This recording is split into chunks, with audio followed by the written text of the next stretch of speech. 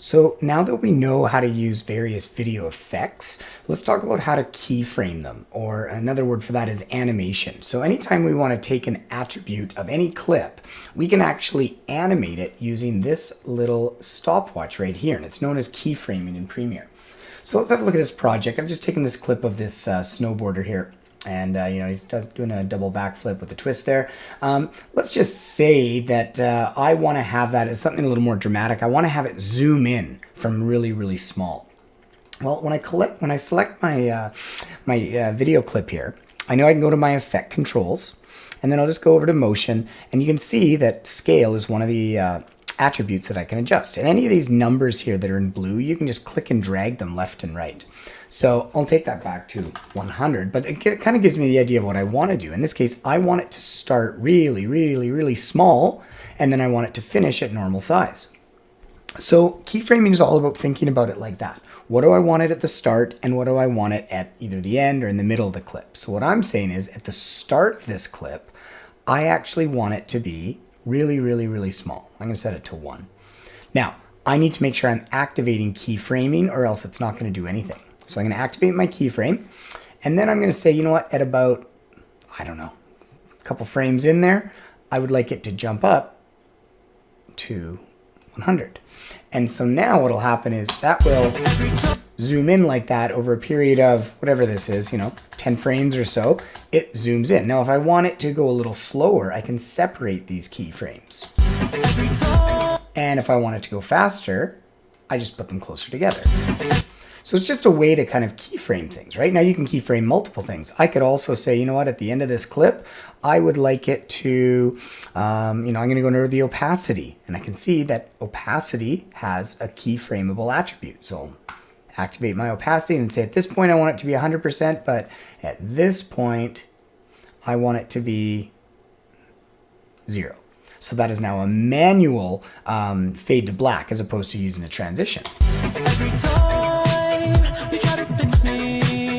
Now what's cool about that is literally any effect that you put on there, you can actually adjust the keyframing. So if you find any other effect that you want to put on, you can actually, you throw that on there, and as long as it's got a stopwatch, you can do that. So let's just say that I were to use a magnify.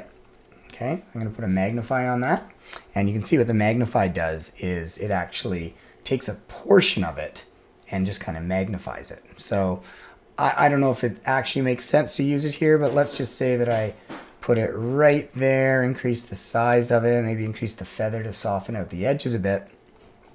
And I could actually follow that snowboarder by keyframing the center, right? So as he moves over time, I could just keep keyframing and following him.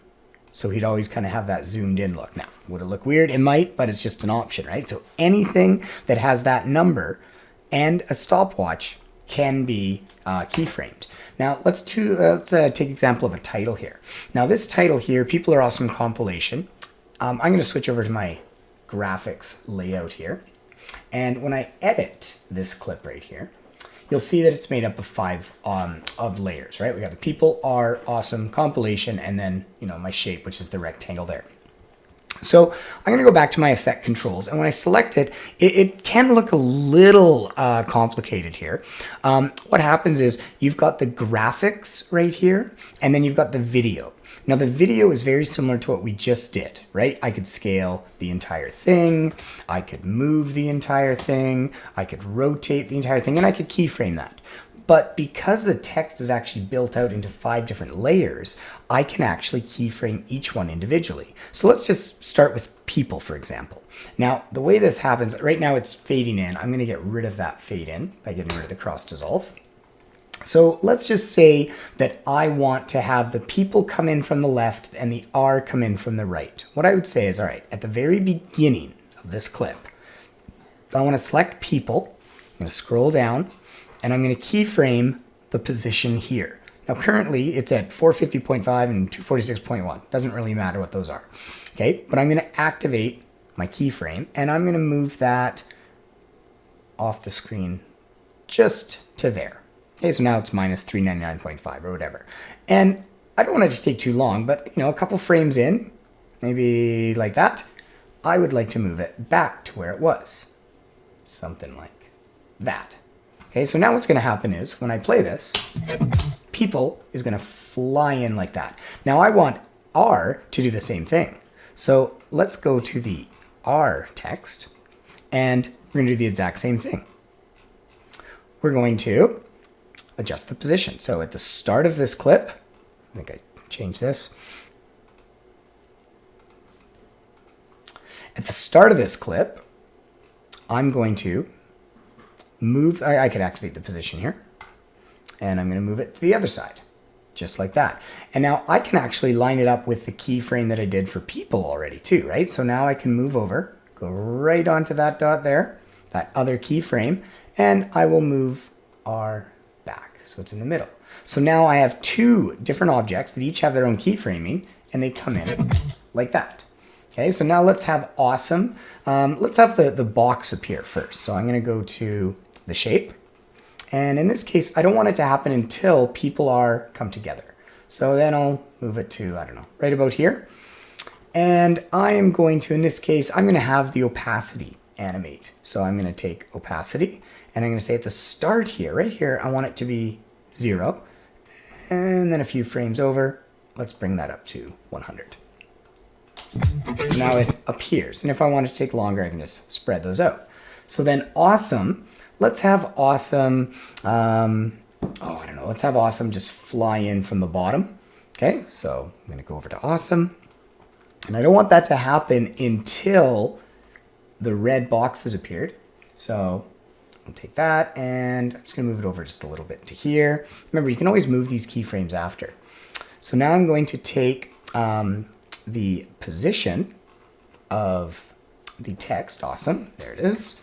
And I'm going to say, okay, well, you know what, I'm going to activate my position. At this point, I would like it to be down here. And then a little shortly after that, I'm going to bring it back up to there. So now it's going to fly up like this. So now I've got people are coming together, bar appears, awesome comes up, and now I just need to get that compilation. And for the compilation, I'm going to make it seem like a big stamp comes down. Okay, so what I'll do is right at this point right here, I'll select compilation, which is this one.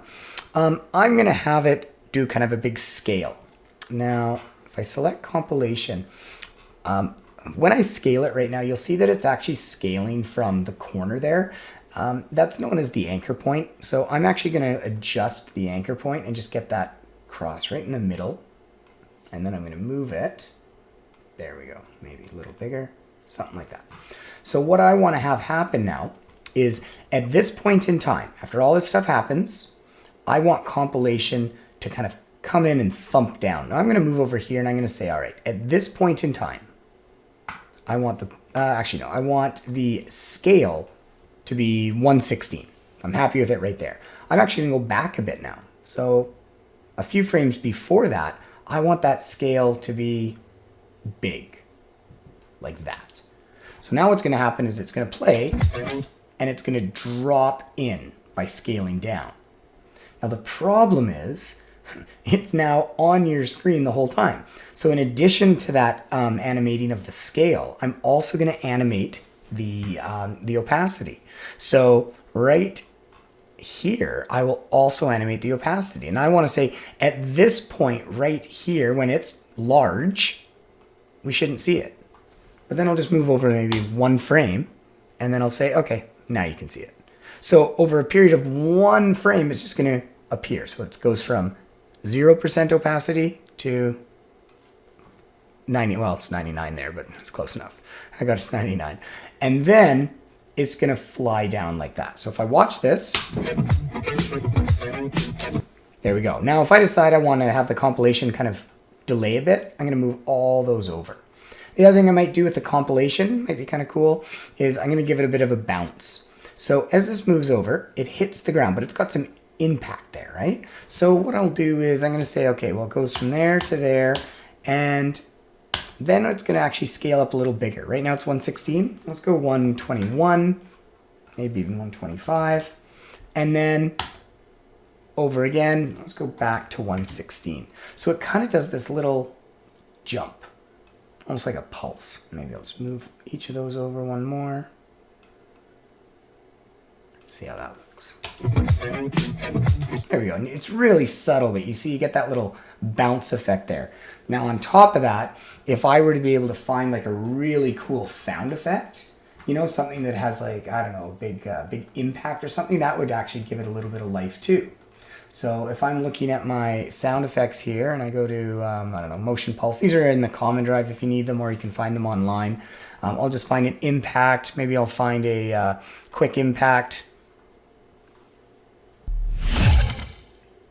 There we go. Doesn't matter. That one's weird. There we go. I'm going to drag that one in. Take that quick impact.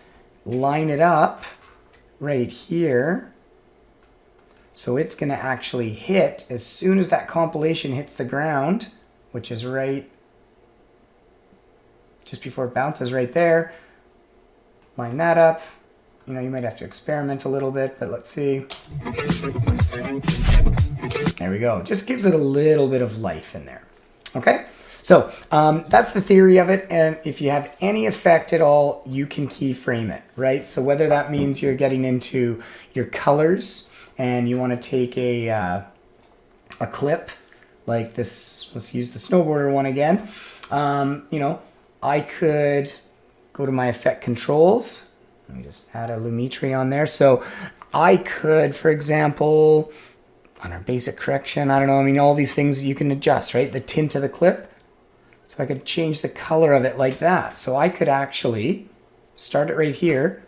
I could activate keyframing for the tint, start it at 0, then move it to 100, then move it to 200, then move it to 300. And you're going to get that kind of effect there, right? So literally anything that you can do, any effect that you can find, you can keyframe it, right? And this is also how, for example, you would, you know, maybe blur out someone's face. So last one here, I'll just go to my effects and it's right there. Let's put on a blur of someone's face. So in this case, Gaussian blur is kind of a general one. Now the Gaussian blur will actually blur the whole thing, okay? But what I could do is I could put on just a little mask like that.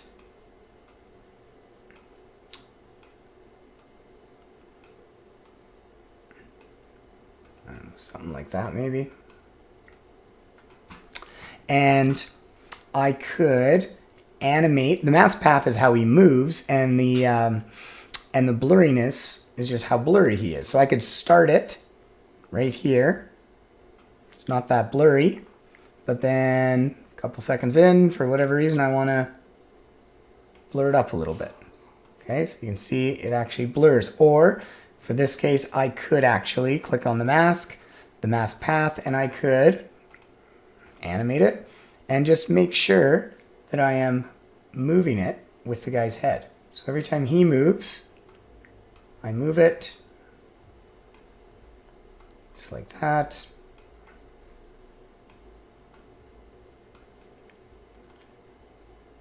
And you can see, I mean, it takes a little bit of time, but every time I move this, I'm actually getting a keyframe in there.